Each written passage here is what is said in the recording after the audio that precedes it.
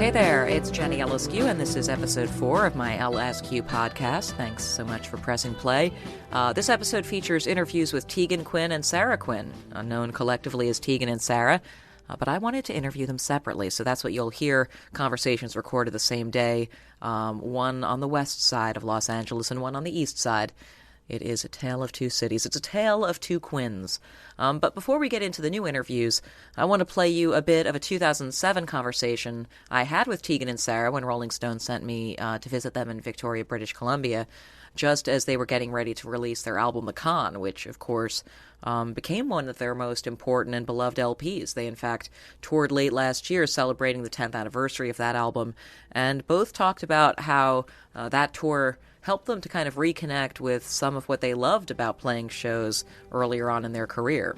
Anyway, we'll get to those new conversations coming up, but right now, let's listen to a little bit of Tegan and Sara talking about what makes their approaches to songwriting different, and you hear Sara speaking first. Listening to our songs is like looking in the mirror. Like, I see myself in my songs so much that it's impossible for me to think Tegan sounds like me. She doesn't. She sounds like Tegan. Like, I would never mistake. Just like I would never see Tegan and be like, you really look like me. My God, it's uncanny. Like, I look at her and she might as well look like you. I mean, she just looks not like me. I mean, she literally does not look like me to me. Yeah. So when I hear her song, I'm like, that's your song. I don't hear me in your song. But there'll be these little tiny moments that, like, I'll hear her voice, like, on my voicemail or something like that. I'll be like, why did I leave this message for myself? I don't remember doing that. And I'll be like, that's Tegan. Yeah. You know? And I'll have those moments, and sometimes it's the same way with music. Like, for the most part, I think to myself, wow, I'm in a band with someone who I really respect who doesn't sound anything like me, and we just work together, and it sounds awesome.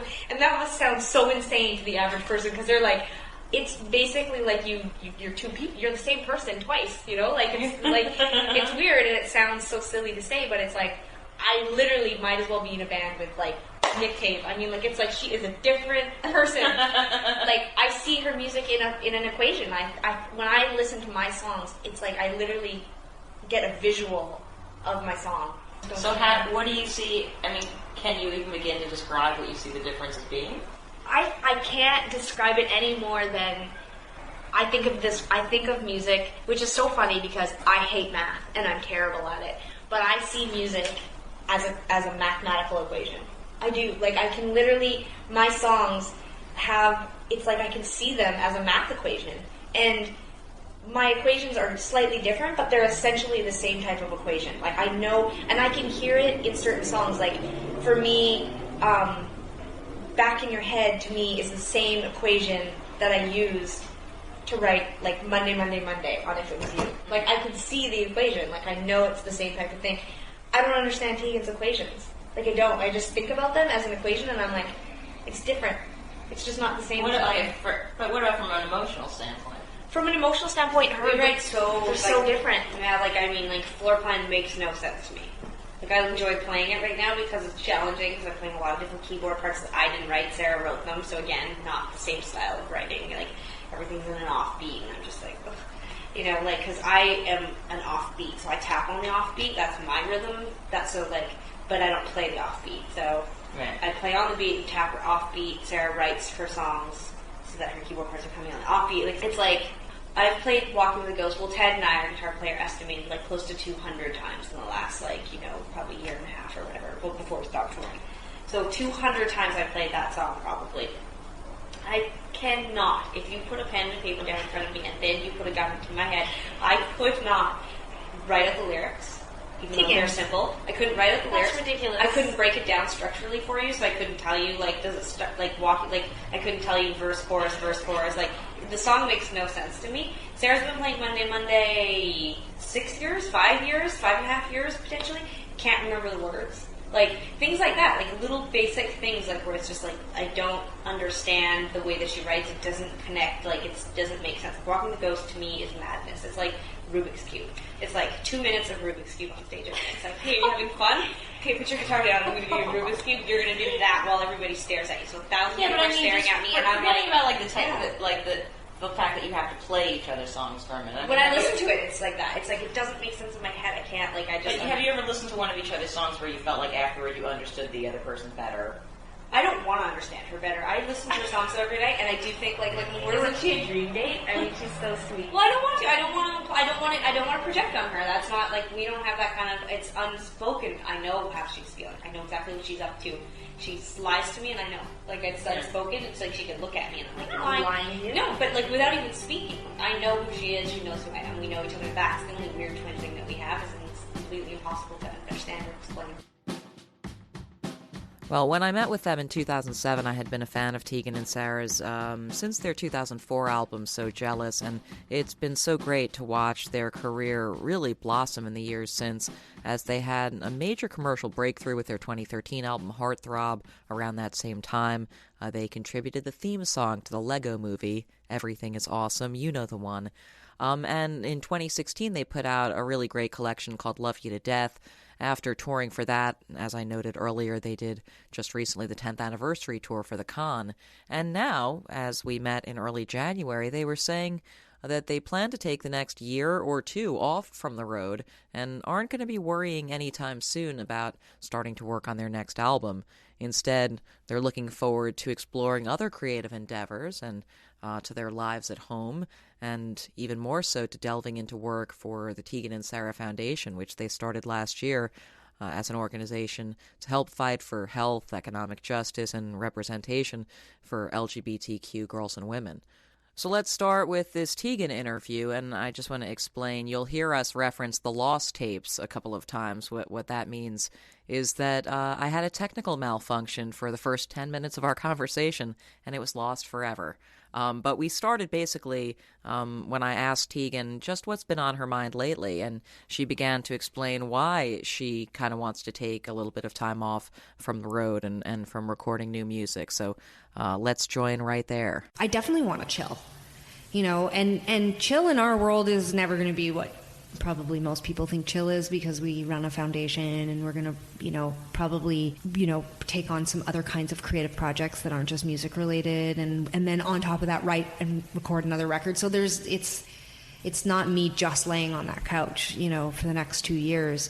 But I would like to do a little more of laying on that couch than I probably would have at any other point in our career. And that is the benefit of being, 20 years into a career that's had lots of ups and downs, but has mostly just been a really nice slow tick upwards, is that we've kind of earned some time off, but also, like, we've earned the right to just chill. We've earned the right to trend down. I was about to go on a rant about how last night at dinner I was actually saying it's an interesting world we live in now, and so unlike the one we lived in even just a few years ago, that I can, as an artist, I can actually see that I'm less popular every day because I'm not promoting myself. I'm not on social media. We're not doing interviews. We're not being played on radio. So every day you become less recognizable as a brand.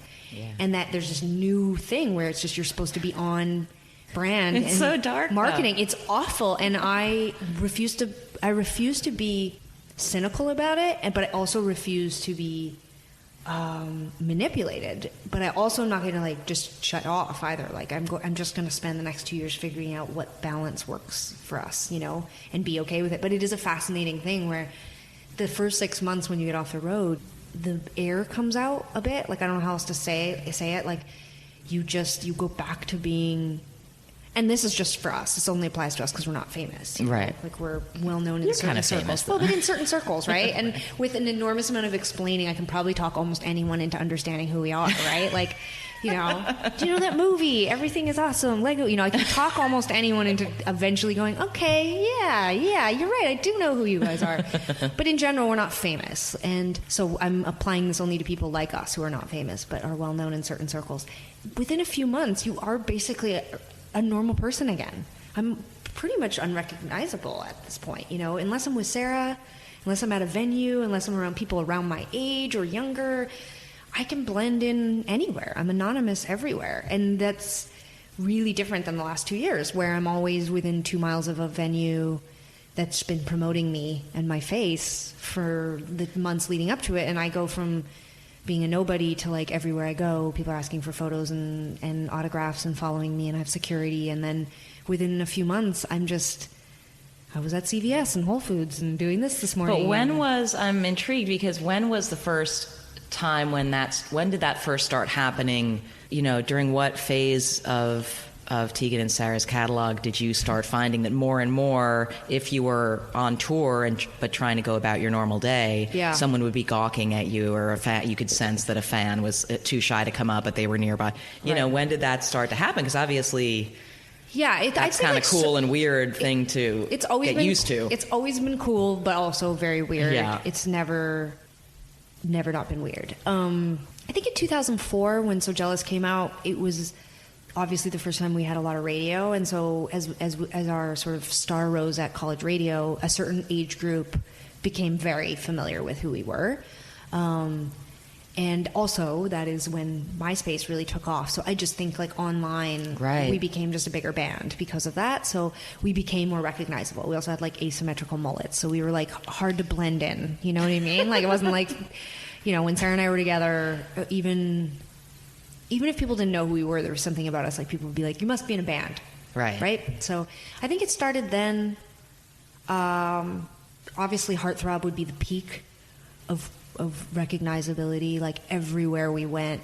But I gotta say, I know that you're both, and I say this as a compliment, quite neurotic people. And most neurotic people, don't really like being recognized, but also it's a hard thing, I'm guessing. I mean, once in a while I'll get sort of voice recognized or something. Oh my God, yeah, totally. But it's a hard thing not to be, to be like, wow, cool. Yeah. And then it must be weird to get used to it, right? I mean, and to sort of like it if you're a neurotic person, because you're just like, what's wrong with me? Why do I like this? I'll say two things. The first is that, and it was Sara that put this together, and when she started talking about it years ago, it kind of blew my mind. We've always been looked at.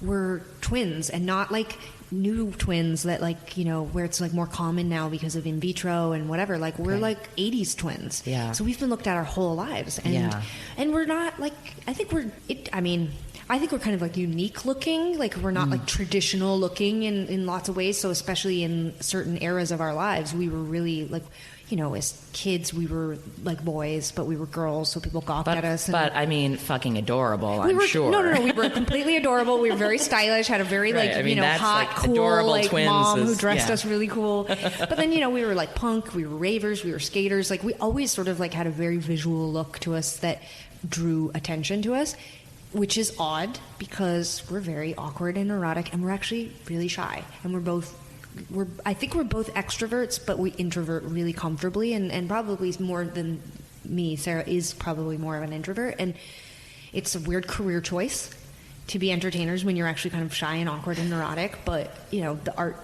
obviously drove us. But I think we deal with it because it's always kind of been the case. Even before we were musicians, people would look at us, and I'll be completely sincere when I say this. It never pleases me or makes me feel great if someone recognizes me in public places. Like, if I'm alone, it's fine. But like, if I'm at a restaurant or I'm in a cinema or and someone stops me to take a photo, I always feel horrible afterwards because I feel like, oh God, like, if people like turn and look, I'm like, oh, they're thinking, what? Who is that? Why are they taking a photo with that person? Like, and I've had to like quiet that inner voice because I'm like, you're an asshole, quiet inner voice. But sometimes it is. It's like embarrassing. Sometimes there's just inappropriate times. Yeah. I've had to learn boundaries. Like, we've started to say no in certain places, and we've been really vocal about it. Like, I will not take a photo with you outside my house or in my apartment building. People will stop me sometimes and be like, I cannot believe we live in the same building. And I'm like, yep. And then, inevitably they're like, can we get a photo? And I'm like, no, I live here. It's insane. I can't take a photo with you. If you're outside our hotel, like, I won't. Yeah. There's just certain places where you're like, this is truly my home, even if it's just for the night and it's not appropriate. Then there's these like amazing moments that happen. Yeah. Like, I took some heat for something I had said a couple years back about taking a risk with Heartthrob, knowing that we might lose fans, and I didn't care. That as a creative artist, I had to challenge myself. I'd been in a band for so long, and Sara and I would just end up not being in a band if we didn't challenge ourselves. But now you can hear the nuance of my voice, you can hear the emotion in my voice, you can see how sincere I am when I'm saying that. In print, I sounded like an asshole. And some fans like really took offense to it online, and I was venting about it one day, and in the middle of venting about it, an older guy, like, you know, probably in his 60s, came up to me and interrupted. I was talking to my mom's partner, and we were in an airport, and he said, "I'm so sorry to interrupt. You know, I'm from Canada, and it was so cool looking over and seeing you here. You're like Canada's jewel, you know, or whatever. Like, not Jewel the artist, like, you know, okay, like a gemstone."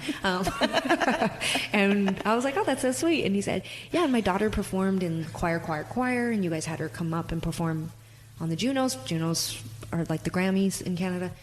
And she was so moved, but also just as a parent, I want to tell you, like, what an influence you've had on her. You guys are a tremendous, you know, power, and as women, you've used your power for good, and you're so strong and so talented. And I just, you know, he went on this whole thing, and then he was like, "Anyway, I didn't want to bug you. I just wanted to tell you." And, you know, I turned to my mom's boyfriend afterwards, and I was like, "That was so cool. That was so nice." If most of our transactions were like that, I probably would enjoy it more. Mostly it's like, people walk up, they don't even say hi, they come out of nowhere, it scares the living shit out of you, and then they're like, "Can I get a selfie?" And then you take a selfie with a stranger, which is weird because your face is so close to theirs, and then you look awful because you're not wearing any makeup, and it's like 8:30 in the morning and you're at an airport, and then they just are like, "Bye," and you're like, "That was weird."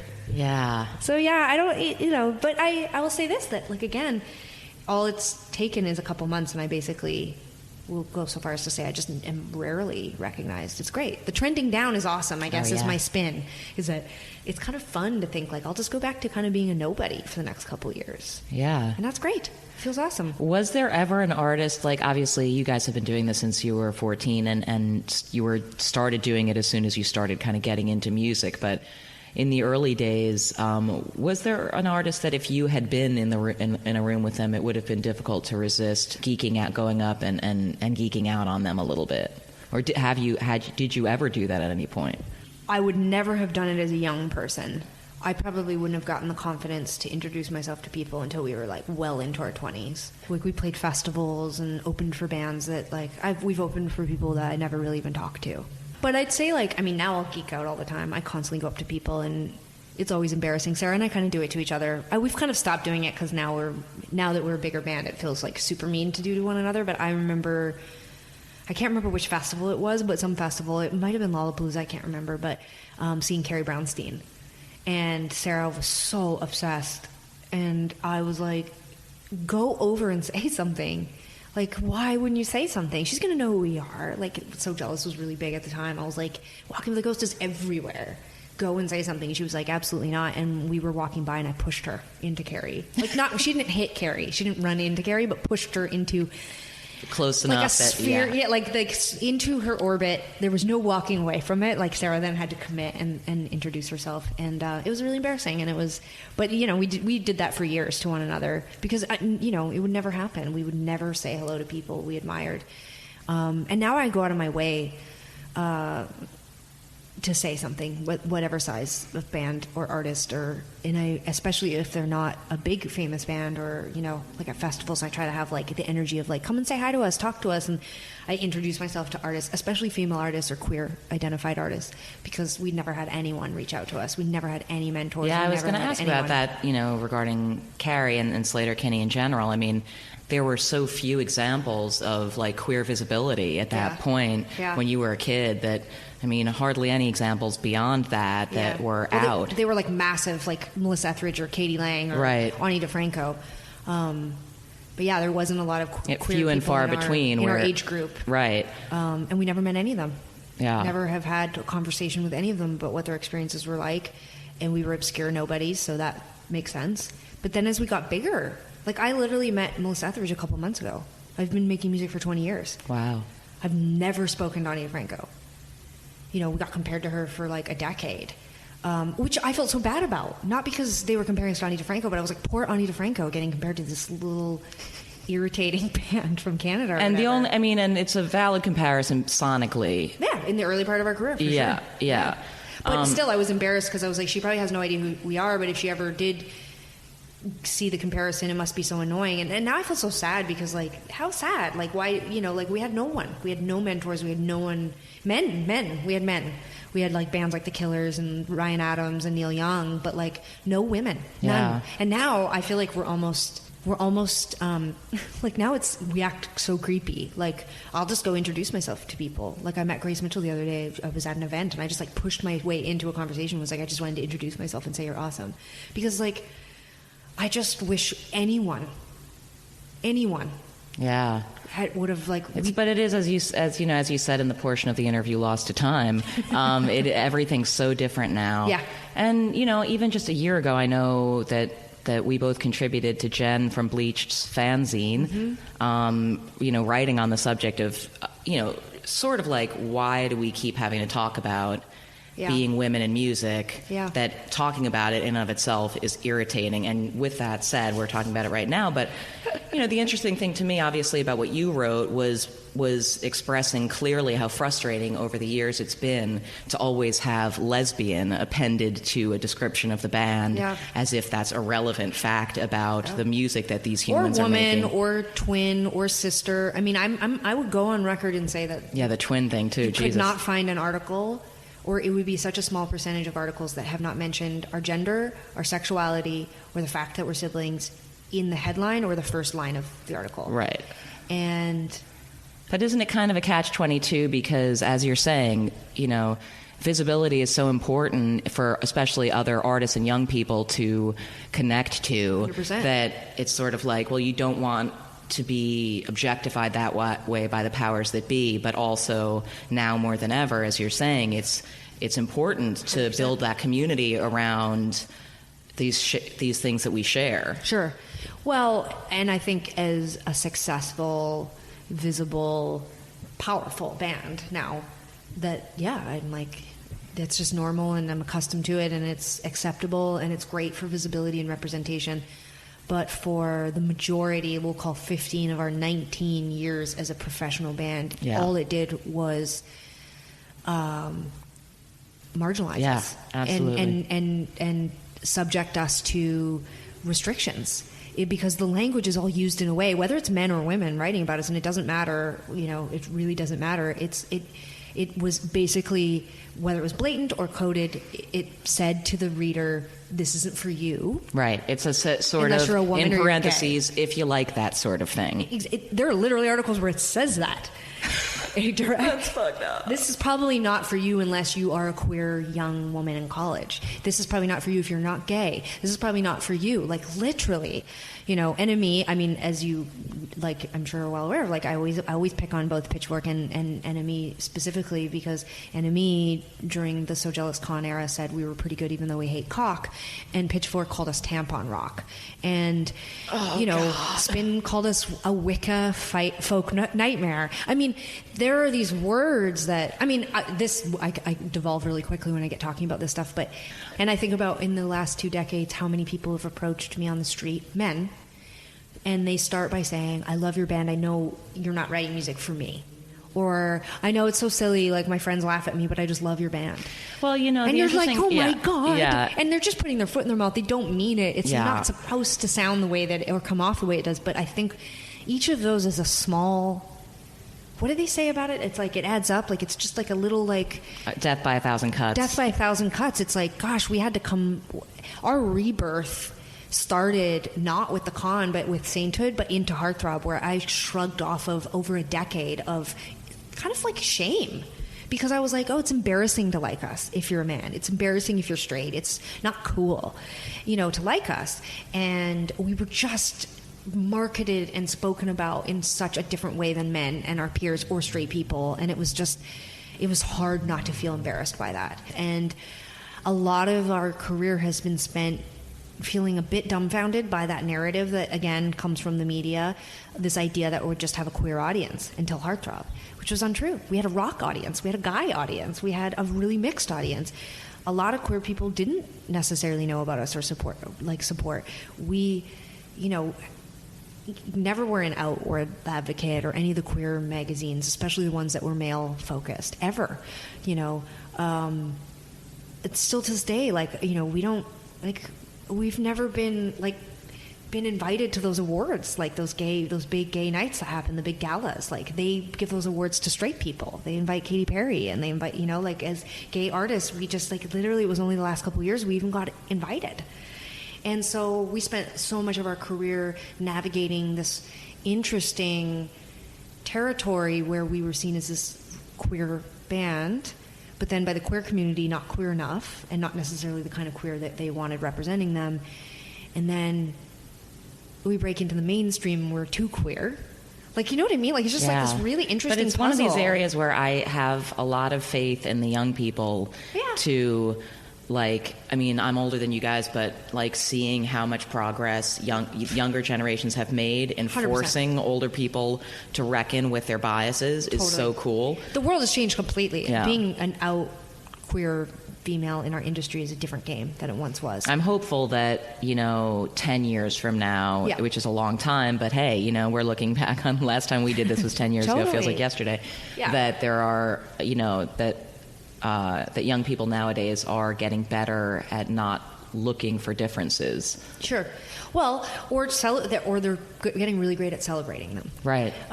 Because now it's like to be different or original or outside of the spectrum or on the spectrum. All these things are wins now, for a lot of people. But again, we're talking about a certain portion of the population, that thinks that way. It's still really tough to be different out there. So, but I we tour with a lot of female artists and a lot of queer artists, and a lot of them are really young, and they are saying there's these incredible networks now. Right. And you guys started obviously the Tegan and Sara Foundation. Mm-hmm. I'm guessing in part just to be able to be in communication with and getting everyone's perspective, since you're not in your own little corner wondering what everyone else is thinking. Yeah, I mean, the foundation kind of came about in part because of our experience in the music business, but also because we've always been super political, and all of a sudden we had all this access and visibility, but also brand, opportunities, and we just were like, man, if we can redistribute some of the wealth that's coming to us into these social justice organizations in these areas that are really lacking, and in the LGBTQ community, organizations that center trans people or women get a fraction of the funding, literally a fraction. And specifically we're really, really focused on trying to fund organizations that do center women and have a focus on women of color and trans women, because the numbers, I mean, it's just every dollar is split in a way that it's just almost nothing is getting down to them. And so definitely using that power, using that visibility became like a no-brainer. It was like, obviously, while people still care about us and while we have this opportunity, we're going to use it.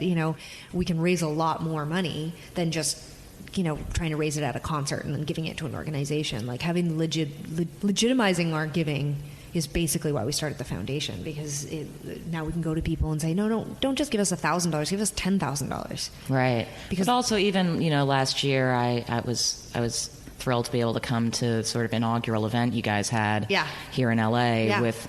And some of the speakers who do research on issues that are of concern to LGBTQ people.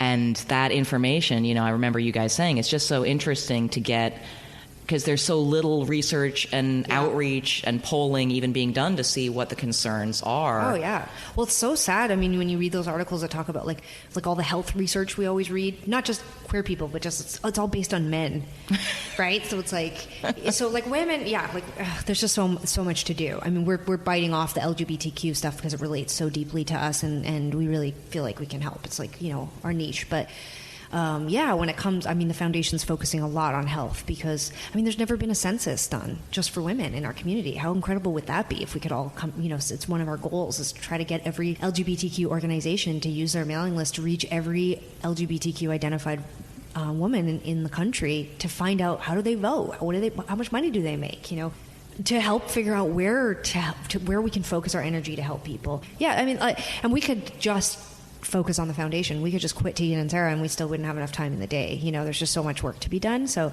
it's given us a lot of, it's given us a boost, personally to have this to focus on. And, I don't know, there's so many questions that come up in my mind. Like, how do we battle the next fight, whatever it is, because we always take time off. It's not new. We always take, about 18 months off. We want to stretch that and maybe try to take 2 years off the road. But it's not me laying on my couch. It's we want to focus that time and figure out a way to maximize what we've accomplished and make as many inroads and take as many steps as we can to really push the foundation forward. But the foundation represents us, like not just the band, but us as people. So I'm hoping that there'll be such growth that will happen over the next couple of years. It will influence our music, and it'll really allow us to create something original and new and exciting. And our worst fear is to become that band that puts out a record that you're like, well, I love them, so I guess I'll just hang out and see them, and well, I guess I'll stream this once because they're used to be my favorite band. I mean, I want to make music that excites people. I want to find new fans too, and I don't think if we just sat down and wrote a record right now, I could do that. I don't believe that, and I want to have all these life experiences and all these conversations and use this access we have to really inspire me as a person to make great music again. And there are really amazing things happening in music too, and there's a lot of really incredible artists who are who are some of your women. favorite young artists? Well, like we toured with Japanese Breakfast and met Mitski this year, and I think both are incredible. And talked about Bleached. I think that they're wonderful. There's a couple artists from Australia that I'm really inspired by. Young, specifically we toured with Alex Leahy, who is an alternative rock artist who's doing really well there. A Canadian songwriter who, incredible story, was kind of always struggling to be a musician, and then signed her deal, I think at like 35, and she's had like more radio success than we ever have. Wait, who's that? This is Rhea May. Okay. Interesting. I haven't heard of her, but she's awesome, and she's writing like really great pop radio hits, right, and doing really well in Canada. And so I'm also like excited to kind of take a step back and see where all these artists go and see what they do. A lot of them have been gracious enough to say that we've influenced them, or we've helped to make their path a little easier than maybe ours was. I also want to let them inspire me, and they have already. Look, I think about Muna or Muna, or I don't know, what an incredible band, what an incredible. Speaking of Australians, are you a Courtney Barnett fan? Yeah, I love Courtney. That's someone who we've stalked at festivals, and we're too shy to say anything to. She's quite shy. Yeah, I could sense our shy energy just ricocheting off one another, and then we finally went over and introduced ourselves after too many of those experiences where I was like, geez, one of us has to say hello.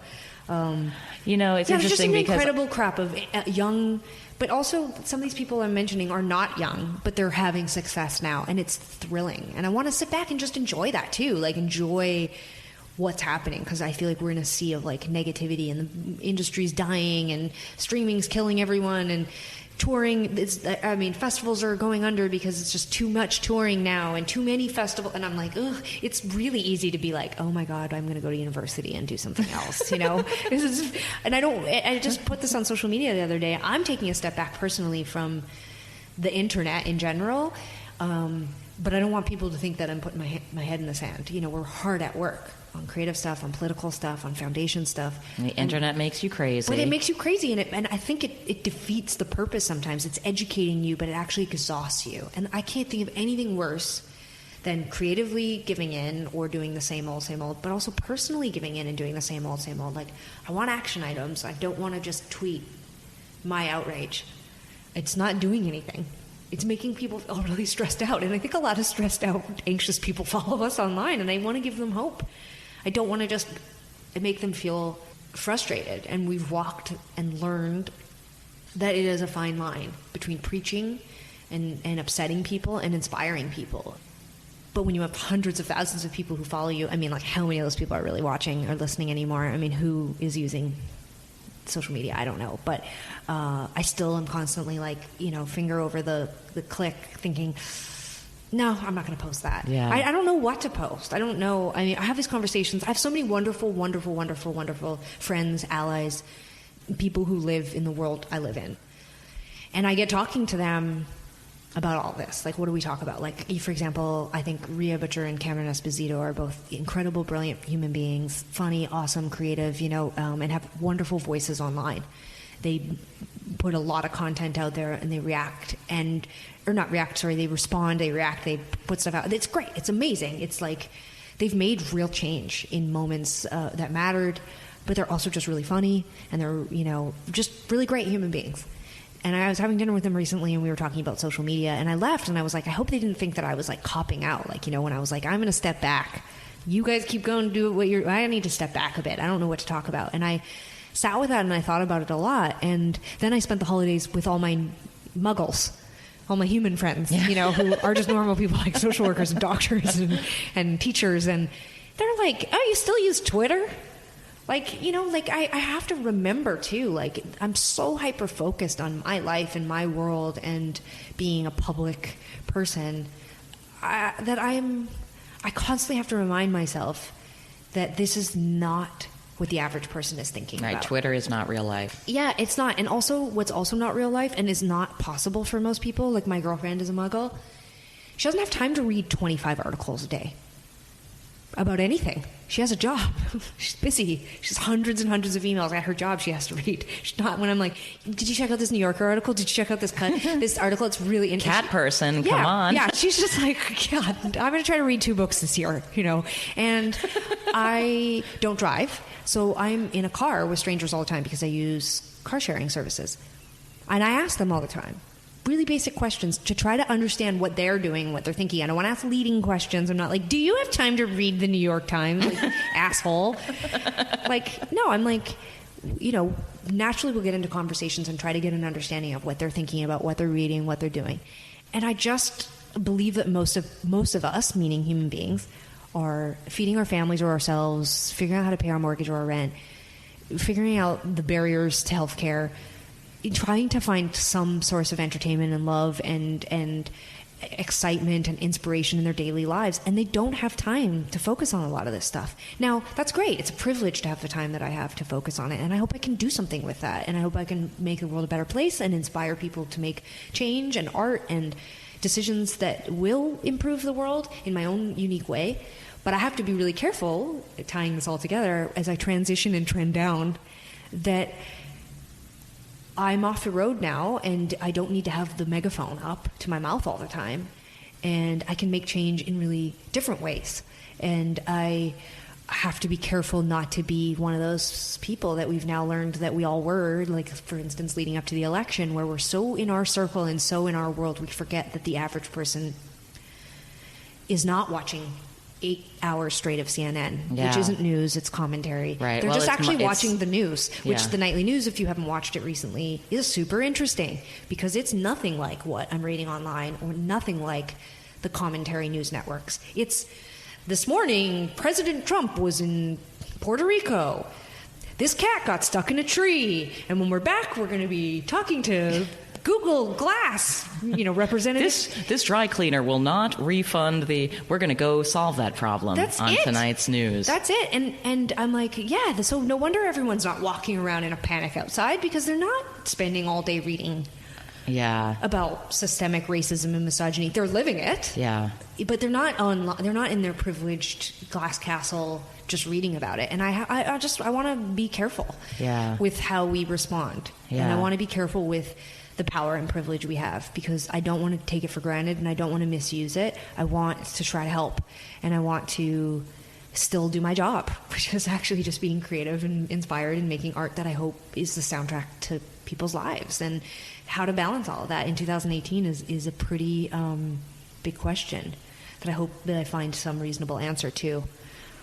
In the short term, what are some things that are on the very loose calendar that you're looking forward to doing just in Tegan's life? Yeah, well, I think I'm going to adopt a couple cats. Nice. Yeah, I've always wanted cats, and Sarah did it a couple years ago, took the plunge. You know, we grew up with cats, so I think I'd like to putter about in my life with some fur witnesses. So I'm excited about that. I'm excited. Yeah, you got to get a couple so that this way you can watch them interact with each other for hours of amusement. Totally. And when I head back out on the road in a couple of years, they'll have each other. My girlfriend works not too much, so she's got normal hours, but I don't want the kitties to be alone. You know, I'm going to try to take some vacations. All our parents are turning 60 this year, so we're, you know, taking some vacations with them and celebrating some normal life stuff. You know, every single person I've ever met has had a child, so I'm going to meet them all.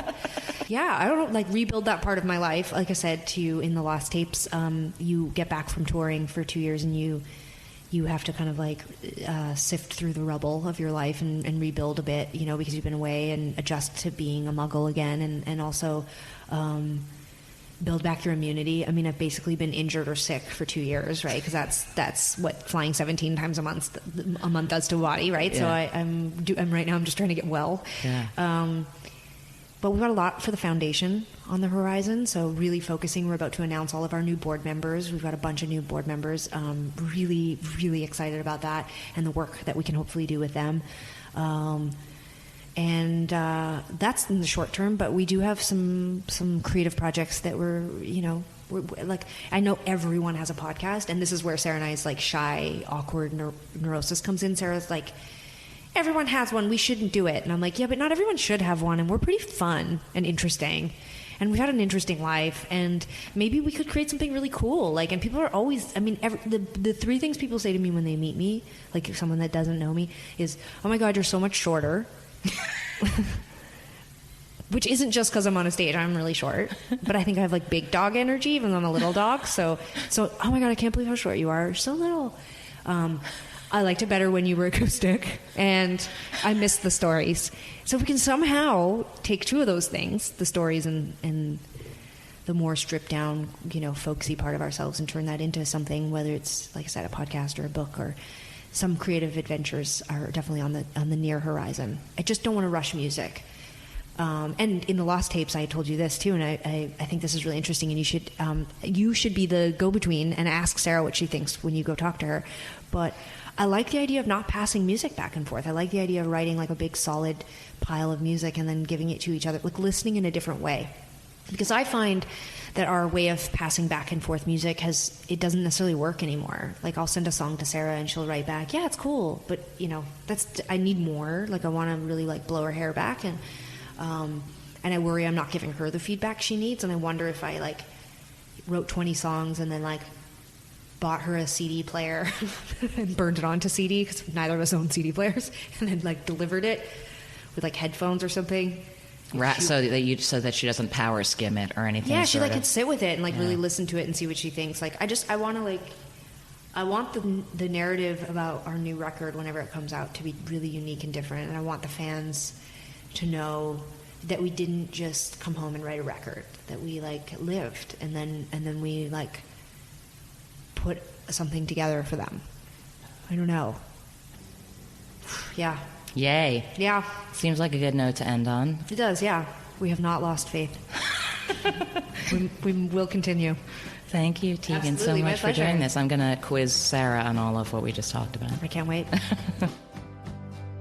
After I left Tegan's, I headed back to the east side of LA to meet up with Sara at her place in Silver Lake, and I started our conversation the same way I had with Tegan, by asking, just kind of generally speaking, what's been on her mind lately. I will say this, I think more than any other time in our career that I can remember, I have really no idea what Tegan and Sara musically should do. And I don't mean that as like an existential crisis or like, oh my God. I just mean like, I really don't have any instinct right now except to do nothing. Like, I feel like we should write and be creative, and we think about music, we listen to music, we talk about music, but my instinct is telling me that we shouldn't get any writing or recording on the books, and that we should just like, I don't know, like soak up what's happening, maybe purge ourselves a little bit of what's happening. And that is an extremely privileged place to be in, to be able to say like, I don't know, like let's just take a break for a minute. Because I think every other point in our career, I was either like, I had no idea what I would do if I wasn't working. I needed the money. We were trying to capitalize on momentum. Like, there was always some reason to keep going. And it wasn't always necessarily even creative. Sometimes it was just like, oh, well, we have to pay bills, and this is how the cycle works. And I've been saying it's like sitting around out. I just want to like sit around out, see what happens in the next 2 years, and then we'll see what we can come back with that makes sense. Right. In our 2007 conversation, when you guys were reflecting on how far you had come since starting out at 14, and in terms of professionalism and detail oriented, and just knowing how to do all of the stuff, and clearly, you're both still interested in like always improving. But looking back on, from a creative perspective, forget about the kind of professional conduct and this touring and that kind of thing. Just the impulse to make music and play songs. I mean, Are there aspects of how you do that and how it makes you feel that always remind you of 14-year-old you, even when you're doing them now? I mean, what sort of kernel of the way you felt about music when you first started doing it, even amidst all the experience that you now have and skill level that you now have, still feels... Such an interesting question, because the first thing that happens for me is that I feel like, on one hand, yes, I have all these tools and strategies and experience, but I still feel like when I sit down and write music or think about music, I think I'm still working from exactly the same place and instinct and impulse that I did when I was 15 and wrote my first song. Like, I don't feel like I know anything more than I knew then about how it happens. Like, I don't know how it happens. I mean, I'm sure there's actually probably some like actual like brain or mathematical explanation of like melody and why it comes out in the way that it comes out. But like, when I sit down to write a song, I just know that I just want to do this thing or that thing, and I start to make choices, and it becomes like building blocks, and it's very visual for me. I don't like to write lyrics first. I really like to put music together, and I remember doing that as a teenager, and it's almost identical. I just have more tools and tricks and things now. Like, right. I don't feel like I do anything different than I did from 1995. I mean, and is the feeling you get when a song is going well in its early stage of development, I feel like my senses are a little more dull than they used to be. You don't get as much of a rush from a new song. It's kind of like love or sex or something. Like, making songs with myself for so long that it's pretty hard to get excited about me. I'm a good, faithful, monogamous me, but I'm not necessarily like, I don't know how to, like, I definitely get excited, and I think that's why I still really long to partner. Like, people have asked us, like, why even have other people produce your music? And there's like a lot of answers to that, but one of the most, satisfying parts of working with a new team of people, like whether it's just a single producer or even maybe a collaborative partner or a, songwriter of some kind, is that I like chemistry, and I feed off of chemistry. And I don't look at a producer as like, I don't think of Greg Kurstin as like my daddy who like helps me make songs because I'm like a little baby or something like that. I'm a grown woman who is an artist who has a bunch of creative ideas, and I'm sitting in a room with somebody who is like smart and prodigious and interesting and complex, and his ideas and my ideas create chemistry, and that chemistry gets into the music, and it makes me better at what I'm doing. And even in not just the ideas, but the supportiveness of someone whose aesthetic and opinion you trust as a wall to bounce ideas off of is so important. Somewhere along the line, it's like people made it seem like producers don't do anything except for like or not do anything, but like that producers somehow make you not do anything. Right, like they do everything. Yeah, it's weird, and I always try to explain, like, especially because my band and because of my creative relationship is always, deeply connected to another person. I'm not uncomfortable with sharing. I'm not uncomfortable with collaborating. And producers are this wild west of ideas. They come in with, that's all they think about are ideas and ways to help craft something.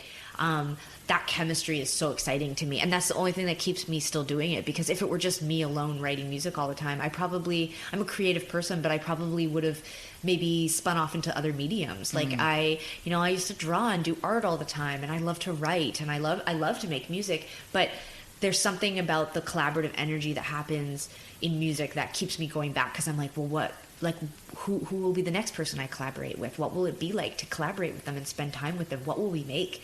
And that like really excites me. One of the things that we talked about a bunch back in 2007 and that you talked about at length was about how the difference between your songs and Tegan's songs is impossible to explain except that it's a different math equation, and how your songs are, you can't really explain it, but your songs are a certain kind of equation, and her songs are a different kind of equation, and you could never mistake one of hers for one of yours, because that's how, like, just foundationally different they are to you. And, Tegan was explaining that on Heartthrob, for, kind of the first time, there was a style of collaboration between the two of you that was sort of new, where even on one another's songs, you would make efforts to each contribute even to the other person's song. Yeah. And I wonder sort of how you feel like that, how how well do you think that worked out? And have you, since 2007, developed a different way of looking at your sister's songs? I think that the answer is definitely yes, that I think of Tegan's music differently. And I also think because of that more collaborative nature, while I still sort of think of them as like Tegan's songs, because my ideas have been more integrated in the last couple of records, the songs feel like hybrid Tegan songs. They don't, like when I think of something off of So Jealous or something off of the Con that Tegan wrote, I almost don't see myself or hear myself in any of that. But on the newer records, I'll hear a song even like Closer, and I'm like, oh, I wrote that part, or oh, that little melody's mine. And so I can sort of stake a claim even subconsciously. It just feels more like it's also my song, even though it's not really my song. Right. But I think that's been really, really cool. And I think, I was actually just I was talking with this producer this morning about this fact that before Heartthrob, Tegan and I never sang on each other's songs on our albums. Like all of our albums, our background vocals are like, if I'm singing lead, then I also sang all the background vocals. And often that was just sort of like comfort and time. Like I knew my songs and I knew which background vocals I wanted to be there, and probably had more to do with our skill level than our ability to just be able to work on the fly. And it was just probably faster. I knew what I wanted, so I would go sing backups and harmonies to myself. And then Heartthrob, when we started working on Heartthrob, Greg was like, cool, go ahead and do that. But then he'd be like, oh, and I also have this harmony and this harmony and this harmony. And I was like, should I do those? And he's like, why don't we get Tegan to do them? That'll be a different texture. So he kind of eased us into singing on each other's songs, which truly had not been a thing. It's so interesting because obviously you guys do and have for, your entire lives done most everything together. Obviously now you're adults and you have separate lives, but that's this category where it's as separate as it is. Oh yeah. So was there never when you were first banging out songs and trying to write song after song as an early teenager, you never sat together with the acoustic and the electric and were like, let's jam and write? No. Not even ever.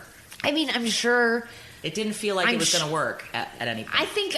I think because our first instinct was to write individual songs, and we did, but we performed them together. So we already knew the challenge of compromise, even just trying to sing on each other's songs. And I think that probably was a bit of a barrier into taking that relationship further. It was sort of like, a lot of our first songs were basically improv. I mean, they were or not improv, but right. Jams. One night the song's 1 minute, and the next minute you're drunk, or the next weekend you're drunk and it's 7 minutes, I don't know. It was pretty random. Right. But Tegan knew my songs. She knew the main components of the song, so she could sit in with me, and maybe she'd double up on the chorus, just come in, or she'd fiddle around on the guitar, whatever it was. So I think we were just it was too early, I think, for us to really, I think it would have been too advanced to actually sit down and write a song together. I think one of us it just had to be our song, and the other one was just backing up. I just think that's the way that it had to be. And then as we got older, I lived in Montreal and Tegan lived in Vancouver. So, there was just actually physical, not close to each other situation that we would never have navigated. We just were like, well, I'm over here writing songs and I'll send you a CD and it'll arrive 4 days later and you can listen to the songs and let me know what you think. We just didn't work in the same place. So, right. But it's not, you wouldn't say that it's kind of a realm of individuation for you, where it's well, we may look the same and you may think of us as a unit, but these are actually my songs. I think probably it's some of that. Yeah. I think that's what made us. It's it may seem the same, and you might not be able to tell for an outsider, but we know. Yeah. And also, I don't exactly know how to articulate it, but I do think that the songs are so personal. When I think of people sitting down to write a song together, to me there's some kind of when I'm writing with myself, I feel transparent. I can do whatever I want. I can say whatever I want. I owe no one an explanation. It's just what I want. But I think when you're sitting down and writing a song with another person, and Tegan and I have written together in recent years, it's weird. It's weird to go, oh, I've got an idea for the chorus. Here it is, and here are the songs. Here's the lyrics, and here's the melody. And then everyone in the room is like, meh, not into it. And it's that doesn't feel good. Yeah. what are you talking about? What do you mean? Like, it's very awkward. And I mean, I'm glad we do it from time to time. And actually some of those ideas and some of those songs have been extremely strong and I feel really good about them. But there's just something deeply satisfying about working alone. Yeah. It's just nice. Yeah. Do you think that as a songwriter, you've made, sort of more of a move to be more universal in your lyrics as you've gotten older? I mean, my instinct when we started getting feedback like that was to deny it and say like, no, it's not. But I mean, I think as you get older, your filter does change. Like, I mean, whether you recognize it or not, like when I was 16, the way that I processed my feelings and spoke out loud about things, I'm sure is extremely different than the way that I did at 25 and now that I do at 37. So what feels very raw and exposed to me at 37, I'm sure doesn't seem that universal when compared to something I wrote when I was 26 because my filter was different. And so I still feel like my intention is to be very transparent and emotional and raw. I definitely don't think to myself when I'm writing something like, is this universal? I never ask myself that question. Mostly lately I've just been like, does this make any kind of sense? Like, you know, I mean, there's a sort of poeticism to a lyric, and then there's just incoherent babbling, you know, like I definitely will work on a song for like a couple of weeks, and then when it's done, I'm like, this isn't about anything. The story's bad, you know, like so I like throw it away. When I was younger, I would have just been like, if you didn't get it, I just would have been like, well, you don't get it. Like, right. You know, now I definitely have more of a like, well, if I send it to Tegan and my best friend and I play it for my girlfriend and no one gets it, it might be me. Right. Like, it might be me. when you hit on one that's undeniably a good one, I mean, and looking back on, you know, songs you've written throughout your career, is there an uncanny kind of feeling that you get when you know that combination of the melody and the lyric and the way of saying something is, you know, I think like something so. like a Walking with a Ghost or something where you're like, wow, that's really okay. That was pretty good. Yeah, I mean, it happens. Yeah, it does happen, but just because what I've told myself is just because it doesn't happen doesn't mean you haven't got something. Right. That's too easy. That's too easy because I think what I've realized in life, and not just like from our own band, but just from being alive and seeing shit like really flop in other people's lives, like whether it's records or movies or books or whatever it is, sometimes you think you've got something fucking golden and people put bazillions of dollars behind it and it fails. Like, what's that? You know, I think it was David Mamet who wrote about that, like about if there was actually a way to tell if a film was going to be a hit, you wouldn't have, you know, hundreds of millions of dollars and these crappy films that just completely bomb. There's actually really no way to tell or to know. And so I think of it as the reverse, like that sometimes I have stuff that sort of feels middling, but I can't get it out of my mind, and I kind of keep wanting to go back to it.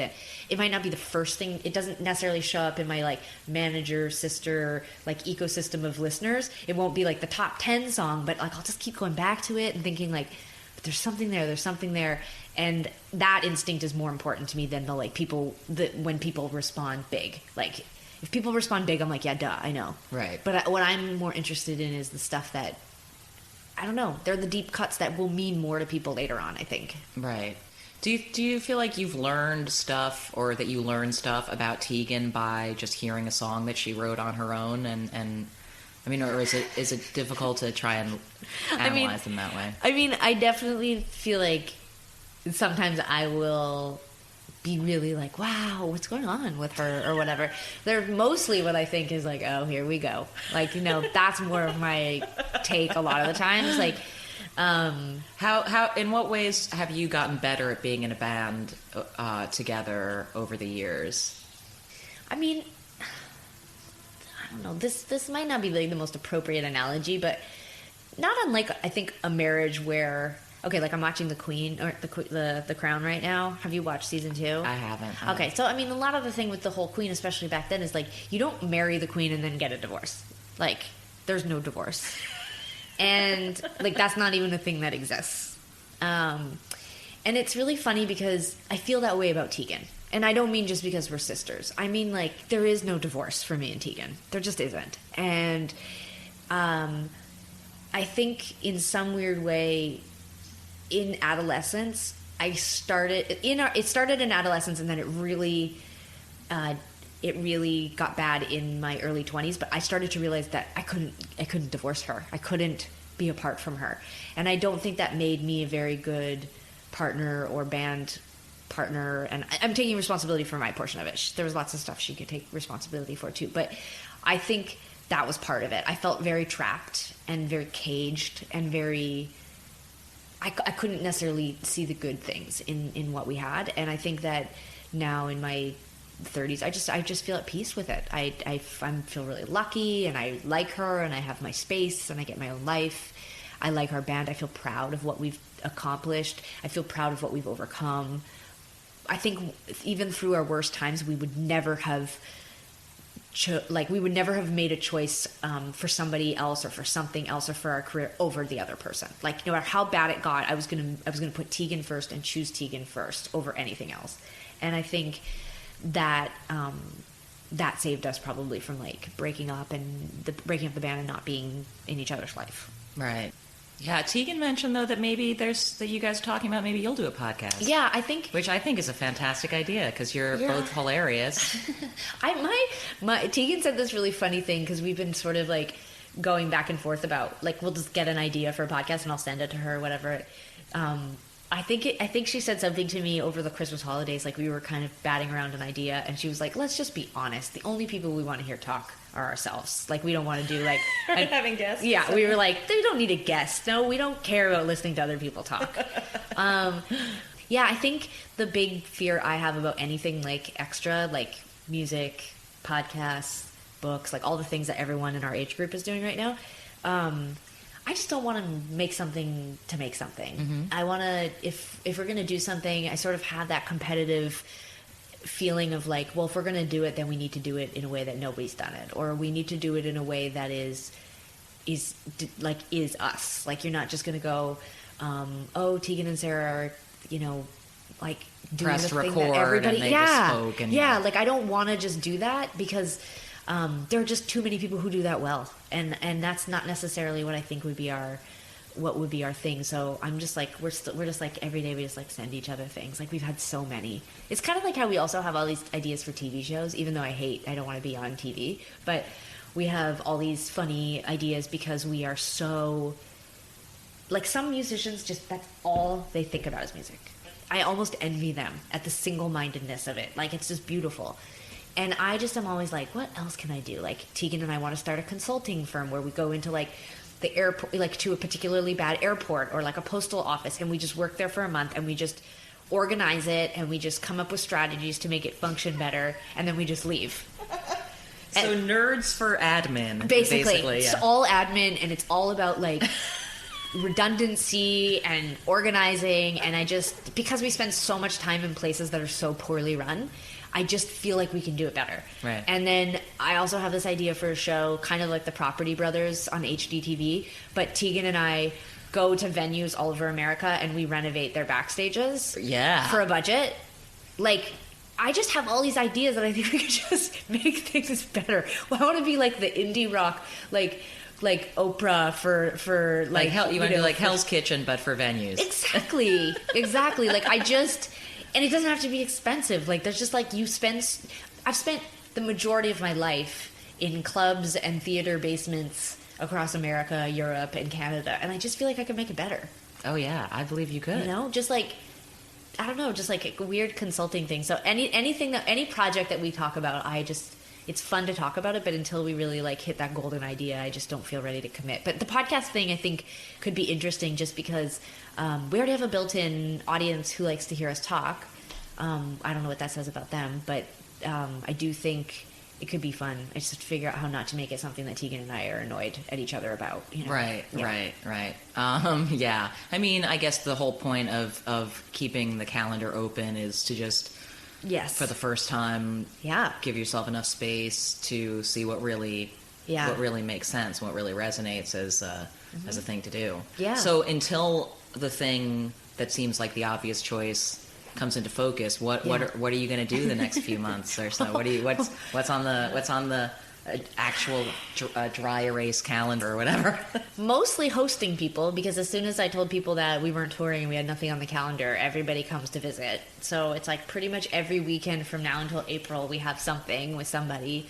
So a lot of like family and friend time, like really thoroughly catching up with everybody, and stuff to do with the Tegan and Sara Foundation. I don't know if Tegan already covered all of this, but we have a bunch of really exciting stuff coming up. And the truth is that as much as we want to like give space in our lives to think about and figure out what we want to do with the Tegan and Sara side of things, the foundation could be a full-time thing. And I think for me it'll be about not jumping in 100% full-time, because I would like to have some space for other areas in my life, but to make that our number one priority right now feels very exciting. It's so rewarding. And I was thinking about how right now when I hear political music, it makes me feel irritated, because I sort of feel not irrited's wrong. I feel like it's not going the whole way. Like I right now feel like part of the trouble with our sort of political citizen is that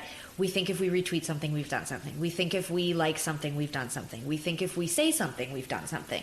But I really believe in this sort of methodology, and it's complex, and you have to sort of like, it just is what you do every day. You live it all the time. And I think right now I'm like excited to spend a year 100% focused on the foundation in that part of my life, just so that I feel like I put my money where my mouth is. Like, it's easy for me to be like, oh, isn't it great to retweet?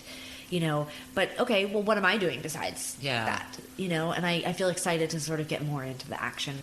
And I think the foundation for us is sort of, that has been our trajectory. It started in a really sort of like simple place, 15 years ago, but this is where we've arrived, which is sort of, okay, we want to raise money, and there are people out there doing amazing things, and then like, here are the gaps, and let's go find money that is not normally like here are the places where money never comes from. Like, let's go tap those people to fill some of these gaps. I don't want to take money from the LGBTQ donors that are out there right now. I mean, on the regular each year, it's increasing every year, especially right now. I know with like trans rights, and that's like there's been like an influx of donations that are coming into certain organizations, and that's increasing the annual donation that is sort of targeted to the LGBTQ community. But like, I don't want to go after that money. That money is there, and it's doing what it needs to do. But I am definitely interested in the places where there is lots of money, and the money is not traveling from those places to these communities and to these gaps in these communities. And yet, our communities are the ones who often most directly impact some of these companies and some of these industries. For example, music. I mean, you're queer and you discover a band, or the music community in general, you're more, there's statistics, you are more committed than the average straight folk, because it's like, this is your universe, this is your world. And you think about artists, especially in history, that have had huge queer followings. I mean, though, that audience is devoted, and they to me, it's like, in the entertainment industry, there is lots of money that goes to queer causes. I think predominantly male, like to male causes, but which just makes sense, especially with the history of HIV and AIDS and the connection to the music industry.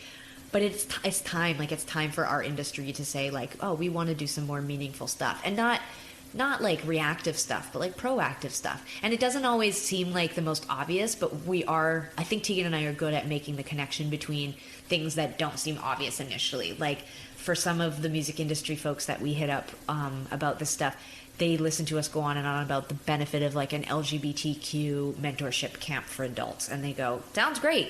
What does that have to do with me? And it's like, well, there's lots of ways, there's lots of entry points for people who work in the music industry to connect with those mentorship camps. And you're talking about a music industry where there's like a lack of women in upper management, a lack of queer women, and a lack of women of color, and all of these things. Well, here is a group of people who are engaged in mentorship and leadership, and they're queer women and women of color and trans youth, and they are dying for mentors. They're dying for people to come to them and, you know, give them skills and exchange life experience. And that's a great way to encourage your staff at these big companies to get involved. Like, just like make a connection. You don't necessarily just have to do the same things you've always been doing. You can start to get involved in other areas. And I think that's exciting too. Giving people tools and strategies to be better is always, I think, the most effective way to get people to change. And while I like to shame people occasionally, I'm not 25 anymore. I would rather, you know, have that awkward conversation where I say, you've now used lesbian 9 times, and I just wanted to let you know that I prefer queer. But I mean, it's okay if you want to use it, but just like, if you're going to write that many times in the article, could you just use queer a few of those times? And I know it kills the person. I know it makes them uncomfortable, like they stepped in shit. But young me would have just let it go. And now I'm just like, well, if you're going to fucking write all about it, you might as well use the word I like. Yeah, and I mean, and I guess it seems like, and I'm hopeful that people will, going forward, be more and more open to hearing those kinds of... They are. That kind of feedback, because it's not a judgment when you say that to someone. It's just, it's helpful. It's helpful because, you know, we all know how we see ourselves, and no one else knows that until we tell them, you know. And I don't know if you saw, I mean it's kind of a bad person to bring up, but like, I actually thought it was very interesting when we did Charlie Rose, because we referred to ourselves as queer a few times, and he, in the middle of the interview, was like, so let's talk about this word. Why do you like to be defined as queer? And I was like, what a mind fuck to be on Charlie Rose. This is pre what we know now. Pre the whole thing, but I had watched Charlie Rose for like 15 years, and I'm like, I'm on Charlie Rose explaining why the word lesbian sounds clinical, and it was a word that was used to oppress women who were gay, and I don't like it or identify with it, and I'm queer. And I'm like talking about that on Charlie Rose. That's awesome. And I was like, this is so crazy. And I didn't think he didn't feel bad. He wasn't like, oh no. Again, weird guy to bring up right now. Well, it's unfortunate. It's unfortunate in an example like that, that some people who turn out to be horrible, I know, are still very skilled at the thing that made them famous enough for us to care if they're horrible. It was Louis C.K. or whoever, it's like, that's good, that's a good quest. It's good. He's a good journalist, Charlie Rose. He leaned into something that a lot of people would have avoided. Right. He would have just been thinking like, wow, they're using queer a lot. That's a bit odd. Like, back in the day, he sure didn't want to be called that. Like, you could see it really all over his face that he was like caught off guard, and he was like, I'm going to lean into that. And genuine curiosity. Totally. Yeah. Not for him, just for himself, but I'm sure the majority demographic that is watching that show, I think that was probably a really interesting question and answer and discourse that ended up happening. And one of the things that I feel like I'm more comfortable with than I ever was is saying that, and also saying, like, I say shit wrong all the time. I get it wrong all the time. I love having the social circle that I have and the work circle that I have, because I am not afraid to surround myself by people who tell me when I get it wrong. I'm not. I want to be told. And then I will go and figure it out, and I won't do that again. Yeah, you get better. I'm like, how many times did we make people feel alienated or like they weren't welcome because maybe we, just by not even acknowledging something or talking about something. And one of the big things with the foundation that we're sort of like ongoing interested in is safer spaces. Everyone's always talking about safer spaces. How do you really make a safe space when you are in your tour bus or your backstage area and the audience is like, they're out there, and we hear all the time from our fans, like, that they're, that there are always security outside of bathrooms. You don't really think about that if every time you walk into the bathroom, you know that you look like you're supposed to be in the gendered bathroom that you're in. Well, for a lot of our audience, there's a lot of masculine identified lesbians or trans guys or whatever. So we get a lot of feedback about that. About how the security... a lot of times security stands outside of bathrooms. Not because they're policing the bathrooms. I just think that's like a place to stand, or that's a place where things get congested. And so we've started asking venues, please don't put security in your bathrooms. It makes when there is not an all gender restroom, and there is just gendered restrooms, we ask that the security doesn't stand near them. Right, it makes people uncomfortable. Yeah. whenever possible, please don't separate the security line into men and women. For a multitude of reasons. There's way less men, so and don't make someone choose. Don't when make they're someone coming to your choose. show, what they Don't make someone choose on the way in. And if they're gonna have to choose, we want to know in advance so that we can say, like, this is actually a state law. They have to do this. We're going to make sure that there are extra, women on hand, because they always have male security guards and like one female security guard. So you've got the 30% of the audience that showed up is male, and they have all the security staff. And they showed up way later. It's like the 100 girls who were sitting on the street for 9 hours, and they are waiting for Betty to clear them to go through security. So there's the back of the hand pat down. Just exactly. But so all of these things, there's a million of them, but we started to put together this toolkit from having a really queer and female audience, where it's a lot of venues are not designed to make people feel comfortable. They're designed to make you feel uncomfortable and destabilized. And it's when did going to a concert become the waiting in the lineup at TSA at the airport? Yeah. No, and I have that experience sucks. too as a 40-something-year-old woman who's been going to shows for half my life, and I know how to do it. Yeah. And a security person gets aggressive with me and condescending and scary, and I feel my heart start racing. I think, how is this... how must a kid feel? I'm like an old pro at this who's no, I can go over there. This is the right wristband. Yeah. Don't yell at me, please. But yes. if you're a kid, and you're just trying to enjoy. And now what if you're like a trans kid, or your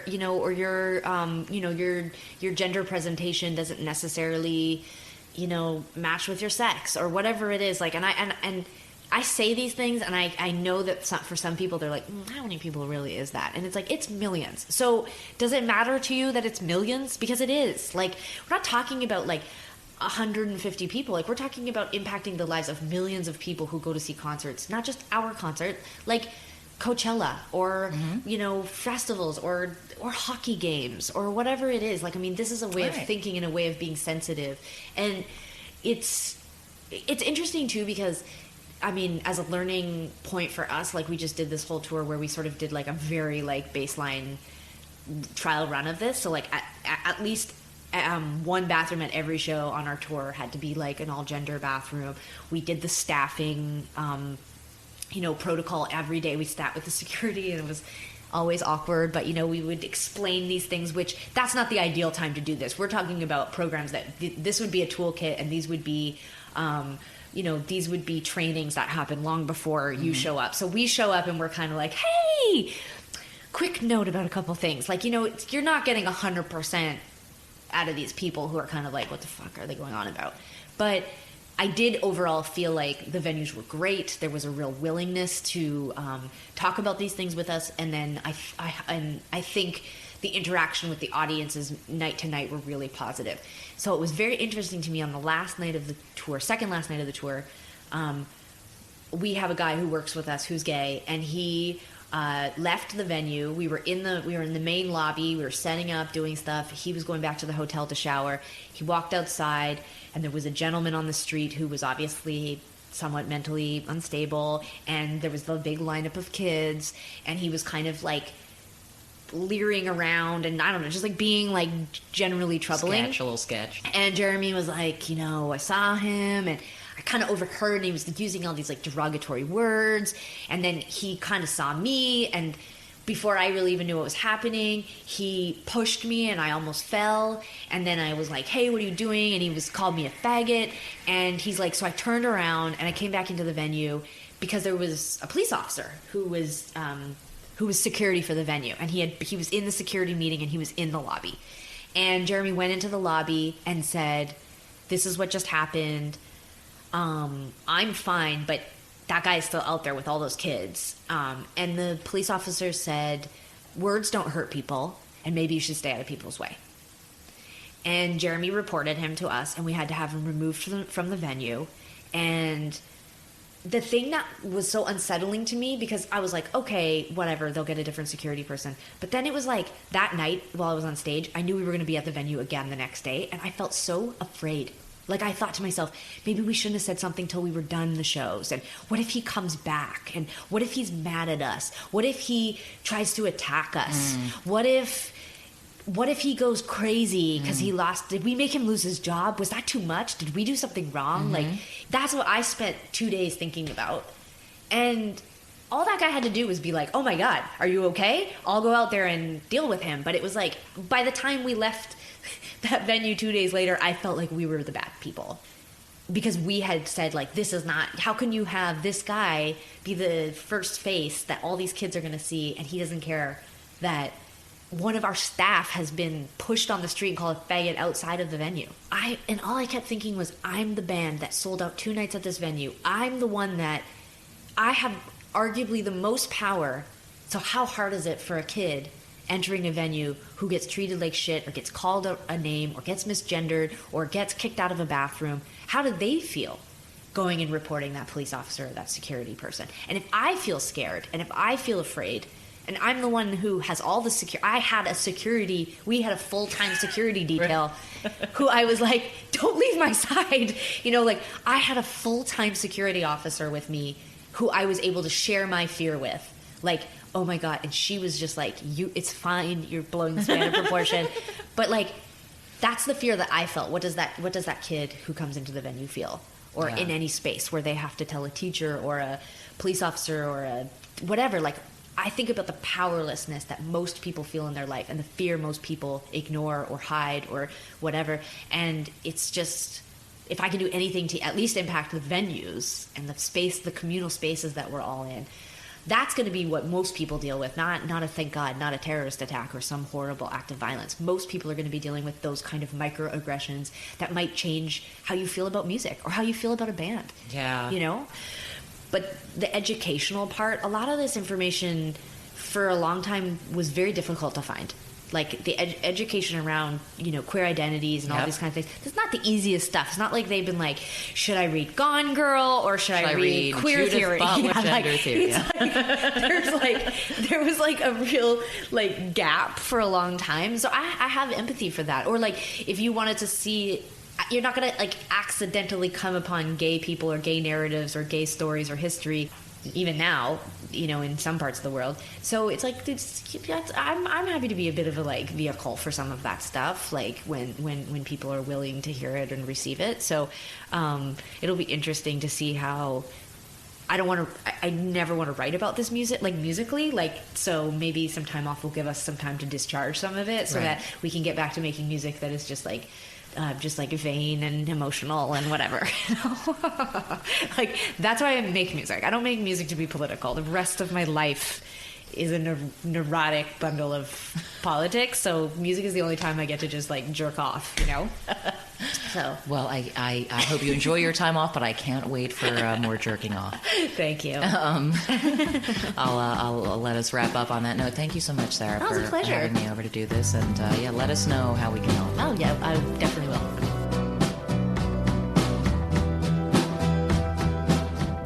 If you want to find out more about the Tegan and Sara Foundation, head on over to teganandsarafoundation.org. And thanks so much to Tegan Quin and Sara Quin for making the time to do the LSQ podcast. Thanks as well to Piers Henwood from their management for helping to facilitate. And big thanks to you for listening. If you don't already subscribe, I hope you'll do so. And I'm told that it's helpful if you leave a rating or a review, so hey, that'd be sweet as well. And new episodes are actually going to begin arriving every 3 weeks instead of every 4 weeks. So episode 5 is just another few weeks away. And I'm going to do something a little bit different where it'll include 2 interviews with kind of up-and-coming artists. You'll hear my conversation with Aaron Main of the New York band Porches, who recently put out an excellent new album called The House. Plus, episode 5 will have my interview with a fascinating dude named Jonathan Wilson, who does pretty much everything. He's a singer-songwriter, producer, he's currently touring as a guitarist with Roger Waters, and he's just, like I say, a really interesting guy. So look for that in episode 5, and thanks so much for listening. You can always reach me with feedback, which I would definitely love to hear, on Twitter, @JennyLSQ.